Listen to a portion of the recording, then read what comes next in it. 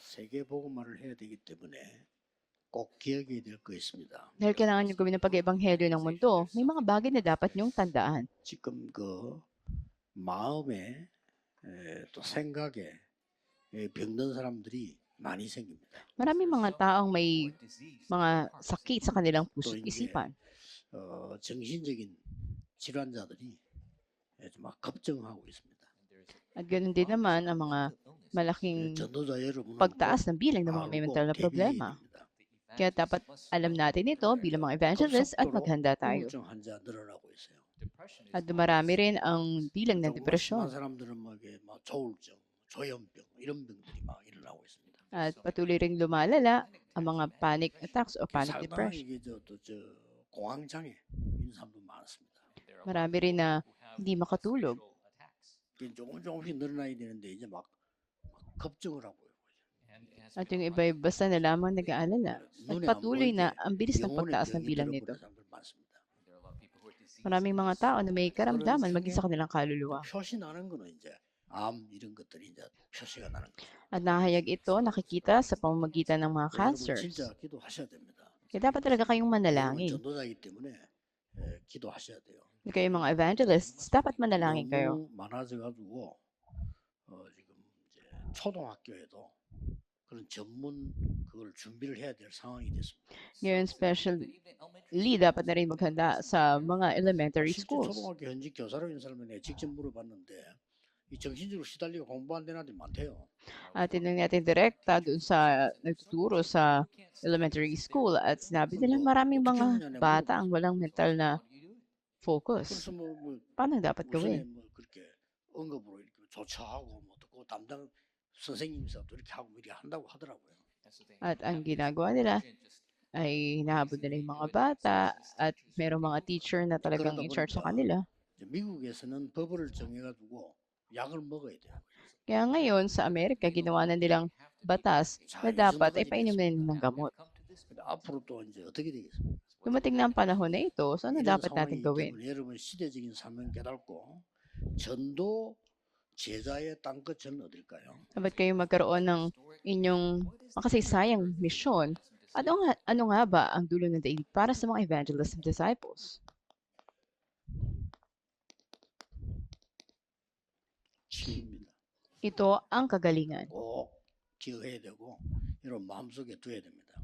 Dapat na isa puso nyo to at tandaan ninyo. 그러려고 하면 우리 장로님들 또 목사님들 여러분들이 먼저 이게 치유의 힘을 얻어야 되죠. At yung mga elders and pastors natin, una dapat silang magkaroon ng lakas. 어렵게 하지 말고 이 치유할 수 있는 힘을 얻는 기도 시간을 만들어야 돼요. Hindi itong gawing mahirap. Magkaroon kayo ng oras ng pananalangin.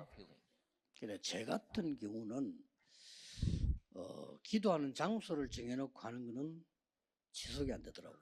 Sa akin, kung hindi ako magtatakda ng lugar ng pananalangin, hindi ko talaga mapagpapatuloy ito. 기도 안 돼요. Parang aantukin ka na lang o minsan mo lang gagawin pero hindi ka magpapatuloy. 정식기도도 지속이 안 되더라고요. At yung ititak ng oras ng panalangin, hindi mo magagawa. 하나님은 편안하게 자고 편안하게 일어나야 되지.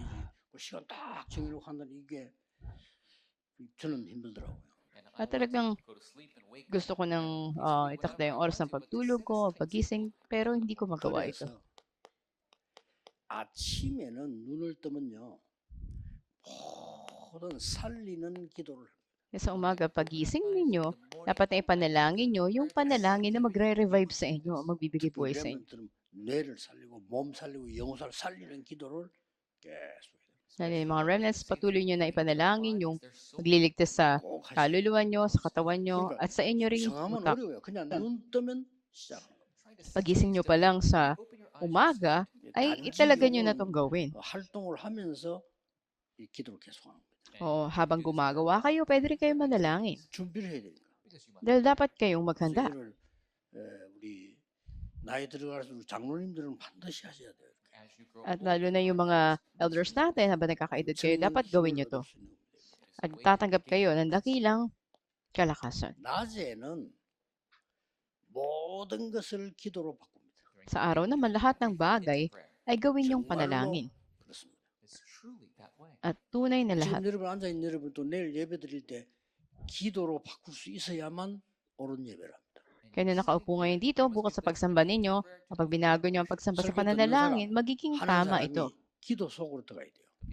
Ang nagbibigay ng mensahe at ang 그러면 nakikinig ay 예배 안 dapat 돼요. na gawin niya itong panalangin, kundi 찬양도 hindi kayo 그냥 makakasamba. 찬양할 수 있습니다. Maaring umawit lang din kayo ng 기도 papuri. 속으로 들어간 찬양은 다릅니다. Pero iba yung pagpupuri na nasa loob ng 그렇기 pananalangin. 때문에 모든 것을 낮은 모든 것을 기도로 받고 At lahat ng bagay sa buong maghapon, 하세요. dalhin nyo sa panalangin 우리 lahat. 새신자들은 어떻게 기도해나 묻지 말고 그냥 하세요. Yung mga bago mananampalataya, huwag nyo nang itanong kung paano gawin ito, manalangin lang kayo. 완전히 답을 내야 됩니다. At sa gabi naman, dapat kayong makatanggap ng sagot. 제 같은 경우는 메시지를 완전히 준비해요. Para sa akin, ganap na sa panalangin, naghahanda ako ng 뭐 mensahe. 여러분은 뭐 그냥 자면 되는데 제 같은 경우는 제일로 메시지가 많은데 이걸 준비를 해야 된단 말이죠. At para sa akin, dahil pwede na nga akong matulog, pero dahil sa dami ng mensahe, dapat ako maganda. 타임을 놓칠 수가 있어요. At kung minsan, ay namimiss ko yung timing. 어저께 우리 대전에 가서 장로님들 집회하고 와서 우리 식사하고 빨리 마치고 왔는데도 시간이 뭐 많이 되잖아요. At sama yung mga elders conference at merong naghahanda ng pagkain, naghahanda ng mensahe, assignment. 2-3시 돼버린 거예요. Maganda na mensahe, napakahaba, madalawa. 그래서 또 5시 나야 되는데 고란하잖아요. Madaling araw na o 그냥 maaring mga alas 2 o alas 5 na. 계속 기도해요. At patuloy ko lang na ipinapanalangin ang mga ito. 꼭 찾아내셔야 돼요. Dapat hanapin nyo rin ito. 재벌 말고 왜 얼마 전에 그 아무 배경 없는 사람이 성공한 사람들을 찾아가서 치절했잖아요. Merong isang tao na wala siyang anumang background pero talaga nagtagumpay siya. Hinanap niya yung mga matatagumpay na tao. At may isang 공통적으로 나는 katulad na katangian. 나를 위한 시간을 아침에 가진다 그래서. Sabi ng mga matagumpay na tao na to, meron silang personal na oras na umaga para sa sarili nila. 이 기도의 그 내용입니다. At ikalawa, ito yung nilalaman ng panalangin. 주로 이제 저는 기도 내용은 언제 하는 거 하니까 아침, 낮, 밤에도 하지만 이거보다 더 중요한 게 사이사이에 계속 합니다. Sa umaga man o sa maghapon, sa gabi. Pero sa pagitan ng mga ito, ipatuloy din yung laman ng panalangin. 스케줄과 모든 것도 나를 살리는 이런 기도를 쭉 하고요. Lahat ng mga schedule, patuloy na pinagpipray ko sa umaga pa lang. 이게 At 중요합니다. ang nilalaman, ito yung mahalaga. 성삼위 하나님이 성령으로 영으로 내게 임하는 거란 말이에요. Ang Diyos sa tatlo niyang persona ay kilos sa akin sa pamagitan ng banal na Espiritu. 보좌의 능력이 내게 임하는 거예요. Kapangyarihan ng trono ay darating sa akin. 그러니까 그 내용을 기도하는 거예요. Kaya ito yung mga pinapanalangin mo. 나의 과거, 오늘, 미래의 모든 저주를 없애는 하나님의 능력이 내게 임하는 거예요. At sa kapangyarihan nga ng Diyos na siya ang wasak ng lahat ng nakaraan ko ay kilos sa akin. At darating sa iyo 5 kapangyarihan. 드디어 공중 권세 잡은 자 이기는 힘이 생겨요. Kakaroon ka ng lakas para talunin mo yung may kapangyarihan sa iyong papawid. At higit na mahalagang bagay, CVDIP를 보는 미래를 보는 하나님의 능력이 생깁니다. kakaroon ka ng lakas mula sa Diyos para makita mo yung CVDIP o yung 모든 hinaharap. 곳에 세 가지 뜰. At sa lahat ng bagay, yung tatlong mga courtyards. Sa loob ng panalangin patuloy. 7망대를 얘기했어요. Ito yung 7 partisans na sinasabi ko sa inyo. 오늘 이 기도가 그냥 있는 게 아니고 역사하기 시작한단 말이에요. At darating ngayon ang mga pagkilos sa 성삼위 atin. 하나님께서 세 가지를 성취시키고 있는데 그 길이 나의 여정이 돼요. Ang Diyos sa tatlo ng persona, ang daan na ito ay magaganap sa akin. Ito yung aking paglalakbay o journey. 10가지. Tiyak na platform ay 10 na ibinigay sa atin. 비밀 10가지. At 10 mga misteryo. 어떤 경우에도 이길 수 있습니다. 하나님의 자녀는 확신 5가지. At kaya natin itong pagtagumpayan sa anumang sitwasyon. Bilang mga anak ng Diyos, meron tayong 5 katiyakan. 흐름 바꾸는 9가지. At ang siyam na daloy na babago sa lahat. 여러분이 평생의 답을 찾고 전달해 주셔야 돼요. At dapat matagpuan ninyo yung ang walang 그래서 hanggan o 모든 habang 삶은 buhay na 오늘 여기도 makasagutan at ibahagi sa iba. 캠프입니다. At ang buong buhay mo mismo, ito'y magiging camp. 7 여정을 얘기했습니다. At ito yung ating sinasabi na seven 가장 journeys. 중요한 건 세 번째 겁니다. Ang pinakamahalaga dito ay ang 전도에 pangatlo. 정말로 성공하느냐? 절대 망대에 메꾼들 세워라. At talaga ba nagtagumpay ka sa pag-eebanghelyo mo? 사업에 Magtatag 정말 ka ng 성공하고 mga 싶으냐? bartisan sa iba't ibang lugar. Bawa sa tunay na katagumpayan ng 전도, business mo, 선교 magtayo ka 제대로 ng 하고 bartisan. 싶으냐? 절대 망대를 세워라. Tunay na pag-eebanghelyo, gawin ninyo ang 무슨 망대? partisans. Anong partisan? 예루살렘에 있는요. 칼보리 산에요. Sa Jerusalem, ito yung bundok ng Kalbaryo. Ang tipa na ito. 감남산의 미션. Ang misyon ng bundok ng mga olibo.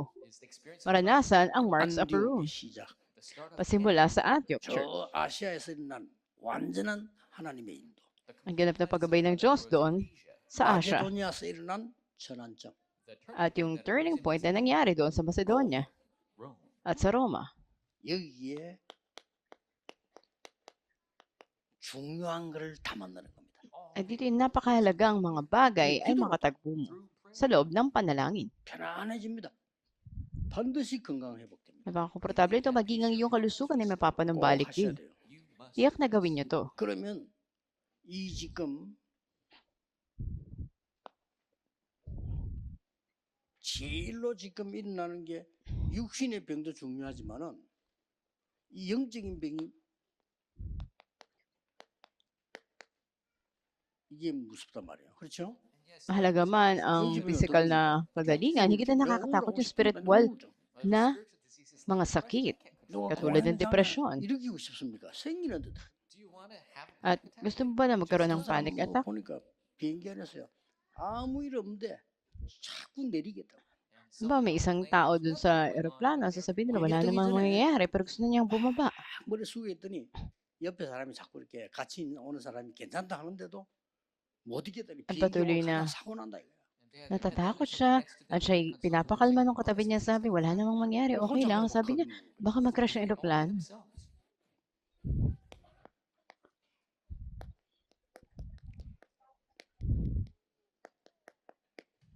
두 가지 생명선이 있습니다. 반드시 이걸로야만 치유됩니다. May dalawang klase ng lifeline at kung 영적인 병간의 사람들 makita 잘 ito, yung tunay na 들으시고요. kagalingan 두 darating. 가지 생명선이 있습니다. May dalawang klase ng lifeline. Dapat malaman ito ng mga taong may spiritual na 기도로 하면 mga sakit. 됩니다. Spiritual na lifeline, ito'y gawin niyo sa pananalangin. 병은요, 여러분 지금 뇌가 가 있는 겁니다. At ang susunod na mga sakit darating sa inyong 그 utak. 뇌를 살리는 몸도 몸이지만 뇌를 살리는 기도가 필요합니다. Kailangan nyo ng panalangin, hindi lang para iligtas ang katawan nyo, 계속해 보세요. ngunit maging ang utak ninyo. Gawin nyo ito na may katiyakan. 과학적으로 실제적으로 다 증거되어 있습니다. At sa medical man o sa scientificong pananalita, lahat ng ito, maging sa spiritual, 여러분의 머리는 ay napatunayan na. 굉장히 능력이 있기 때문에. Dahil ang inyong utak, ang inyong ulo ay napakahalaga. 두 개밖에 없어요. 영적인 거와 숨 쉬는 것밖에 없어요. 그렇잖아요. At may dalawa lang tayong lifeline, spiritual at ang ating paghinga. 해야 됩니다. At tiyak na gawin 더 niyo to. 중요한 건 진짜 암이 걸려버려. Kita mahalaga, halimbawa, ika-4, nagkaroon ka ng cancer. 암은 5가지를 개인화시켜야 돼요. May 5 bagay na dapat gawin mong 의사가 말하는 거. personalize sa buhay mo. Ano yung pinayo ng doktor, dapat siguradong sundin mo yun. 개인화시켜야 되는 음식. At ano yung 거기에 tamang 맞는 pagkain, tamang 거기에 exercise na gagawin mo, tamang 거기에 paghinga, 맞는 기도입니다. at tamang 이 panalangin. 5가지면 이길 수 있습니다. Kung gagawin mo yung 5 na to, 더 magtatagumpay ka. 중요한 거는 Higit na mahalaga, 앞으로 5차 산업 시대는 완전히 병등급 부딪히는 시대가 옵니다. dating panahon ng 5th Industrial Revolution, 자, at 이때 patuloy na darami ang may mga karamdaman. 오직 복음만 전하는 교회, 여러분 언약 잡은 사람들이 주역이 되는 겁니다. At kayo magiging pangunahing tauhan na mga church na humahawak sa Ebanghelyo o sa 제가 볼 tipan ng 때는 Diyos. 5차 산업 시대는 망하는 시대예요. Sa palagi ko, ang 5th 4차 Industrial 산업까지 Revolution na 굉장히 ito, 발전합니다. mas nadami ang may 이미 3차 산업도 magpapakabaday, 뺏기고 4차 산업도 뺏기거든요. 그런데 nawala na sa atin ang 3rd and 4th Industrial Revolution, lalo na sa ika-5. 그래서 렘넌트는 준비하세요. 이렇게. Kaya mga remnants, maghanda kayo. 그래서 여러분이 해야 되는 가장 땅끝은 뭐냐? 치유다. Asan ba yung pinakadulo ng daigdig para sa inyo? Ito yung pagpapagaling o 왜 healing. 그렇습니까? Bakit? 예수님께서도 오셔서 치유부터 하셨어요. Maging na dumating ang Panginoong Jesus, una niyang ginawa ang 그래서 pagpapagaling. 예수 이름으로 치유하는 겁니다. Kaya tayo nagpapagaling sa pangalan ng Panginoon 그렇죠? Kristo. Hindi ba? 그러고 초대교회도 보면은 시작하자마자 4장에 3장 1절 12절에 예수 그리스도 이름으로 불치병자를 이렇게 세웠습니다. Sa pasimula pa lang ng unang iglesia, ay ando na ipinagaling ang isang lumpo. 사마리아에서도 Sa pamagitan ng 의사가 pangalan pa 절대 Yesu 고칠 수 Kristo. 없는 병이 치료하기 시작했어요. At sa Samaria, ay unang pinagaling doon yung mga sakit na hindi kayang pagalingin ng mga doktor. 심지어 다비다를 살려내는 역사. At nagkaroon ng pangyayari, niligtas si Tabitha. 사도행 10장 1절에 40절 고넬료. At sa mga Guajis, 1 hanggang 45, si Cornelio. 그 고넬료는 제가 볼 때는 굉장히 갈급한 사람. At sa palagay ko si Cornelio ay isang talagang nauuhaw na kaluluwa. 정확하게 말하면 영적 문제에 시달리는 사람. Sa madaling salita, siya ay pinahihirapan ng spiritual na problema. 베드로 나왔을 때 그냥 점잖하게 알고 오십니까 얘기 안 하면 맨발로 뛰어나 엎드리고 너무 At di lang siya basta naghintay kay Pedro na makita niya ito, nagpatira pa siya sa harapan nito at sinalubong. 이제 그런 걸 볼 줄 모르면 여러분 그 군대 안에서 자살하는 사람들 있잖아요. 못 찾아내요. 그래 그 군종병이 그것도 못 찾아내면 어떡합니까? At kung hindi natin ito nakikita, ay hindi rin natin makikita yung mga gusto mong makamatay maging sa loob ng militar. 금방 그걸 At 알아야 bakit nga ikaw ay chaplain doon sa militar, dapat alam mo yung mga bagay na to.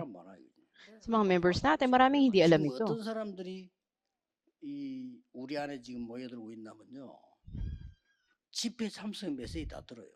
At marami member natin na talagang lahat ng conference messages, pinakikinggan nila. 갈 때 여러분의 생기는 안 사는 테이프 사서 가져와 또 들어요. At hindi lamang yung bumibili sila ng mga tapes at ito'y 그 pinakikinggan 다른 것까지 다 na hindi 듣고 nyo binibili. 또 또 듣는 사람. Pinakikinggan nila ito at 제가 볼 kapag luma na, 때는요, bibili na sila ng mga 미래의 bago. 제자들이라고 봅니다. Sa palagay ko, sila yung mga disciples para sa hinaharap. 흔들릴 수가 없어. At hindi sila matitinag ng anuman. 이 사람이 흔들릴 수가 없어. Ang mga tao na to 저는 hindi matitinag. 많이 베드로를 도웠다고 생각합니다. At sa palagay ko ay talagang matindi yung pagtulong niya kay Pedro. Tingnan natin ang Biblia. 드디어 현장 치유 일어납니다.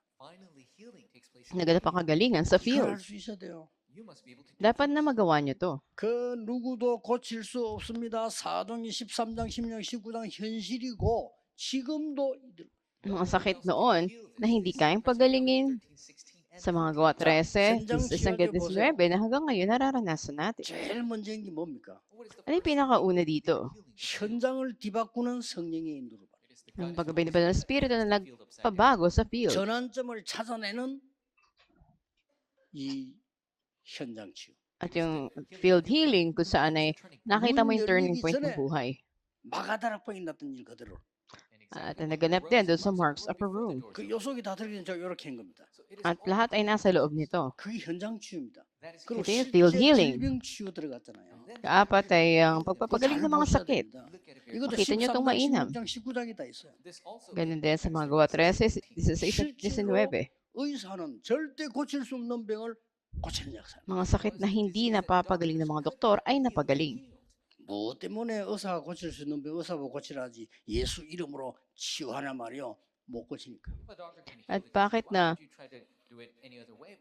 papagalingin mo to na hindi nga ito kayang pagalingin ng mga doktor? Ito yung sa pangalan lang ng Panginoon 기도하셔야 Kristo. 됩니다. 여러분은 전도 제자이기 때문에 치유할 수 없으면 앞으로 전도도 산업도 뭐도 못합니다. Dahil kayo yung mga evangelists and disciples, kung hindi nyo magagawa ang pagpapagaling, hindi nyo magagawa ang pag-eebanghelyo, pag-iin yung mga 아까 내가 business. 말한 환자들이 많이 늘어나니까 드디어 3단체는 그 개발로 지금 들어갔단 말이에요. Sabi ko sa inyo, dumadami bilang ng mga may sakit at patuloy na pinauunlad ng tatlong organisasyon ang kanilang paraan. At ito yung problema na mas lalo silang kumikita. 전기 뭐 이거 나와가지고 완전히 두뇌를 어떻게 한다 지금 나오고 있습니다. At paano ba nila um, 그게 문제란 말이에요. magkakaroon ng pagpapakilos sa dalawang 5차 putok ng 산업을 tao, 자석이 meron na silang mga produkto para dito. Tignan natin ang Fifth Industrial Revolution. 그래서 여러분 아시다시피 이 5차 산업은 이 치유운동, 묵상운동으로 대비하지 않으면 안 되게 돼 있습니다. At katulad sa Fifth Industrial Revolution, dapat na ihanda natin yung tunay na kagalingan. 이렇게 나왔잖아요. 이게 전도입니다. At ikalima, ito ang ebanghelyo, pag-ebanghelyo sa mga sinagoga. 왜 그리스도인가? Bakit si Kristo?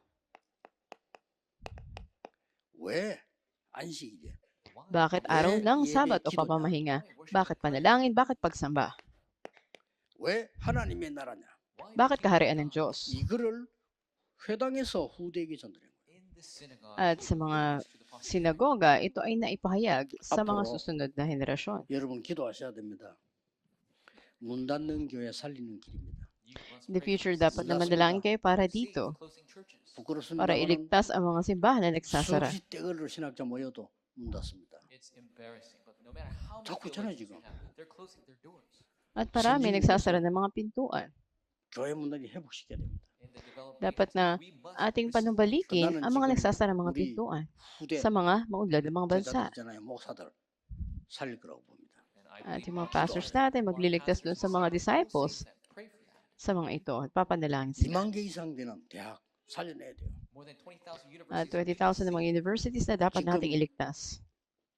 완전히 237 나라에 일어나는 발전된 후유증 일어납니다. At makikita rin natin yung mga 그리고 naging 5천 resulta 종족을 ng mga 완전히 pangyayari 버려야 na ito ay dapat na pagalingin natin. 살려야 됩니다. Ang 7,000 mga tribo na napabayaan ay kailangang iligtas 놀라운 natin. 문을 여실 겁니다. At dakilang pintuan na mabubuksan. 올해는 시작입니다. Ngayong taon na to, 내년에는 ang pasimula. 정말 구체적인 일이 일어날 겁니다.